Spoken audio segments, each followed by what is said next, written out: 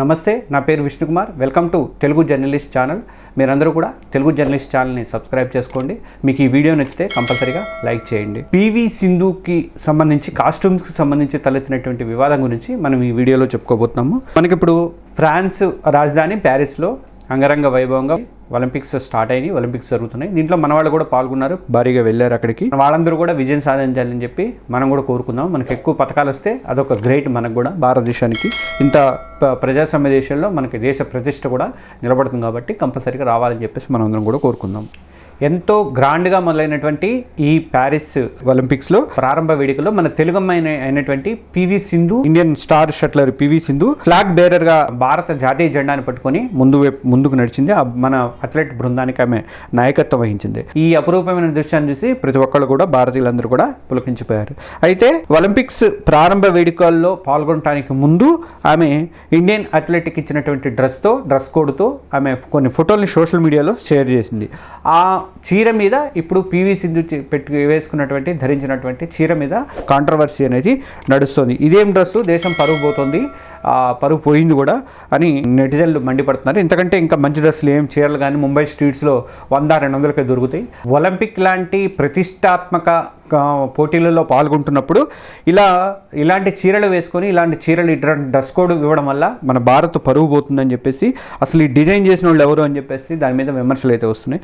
PV Sindhu పెట్టిన ఫోటోల మీద బెంగళూరుకు చెందినటువంటి రైటర్ డాక్టర్ నందితా అయ్యర్ అనే ఆమె స్పందించారు.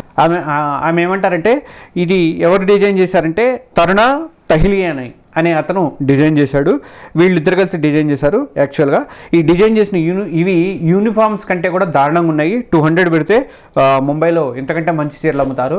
ఇలాంటి డ్రెస్లా మీరు చేసేది? నాసిరకం పాలిస్టర్తో పాటు ఇక్కత్తు ప్రింటు, జాతీయ రంగులతో కలిపి డిజైన్ చేశారు. జాతీయ జెండా ఉన్నట్టు రంగులతో డిజైన్ చేశారు. ఈ డ్రెస్ కోడ్ అనేది అధ్వానంగా ఉంది అని చెప్పేసి ఆమె మండిపడుతున్నారు. 2 నిమిషాల్లో హడావిడిగా డిజైన్ చేశారా ఏంటి అని చెప్పి సోషల్ మీడియాలో విమర్శిస్తున్నారు.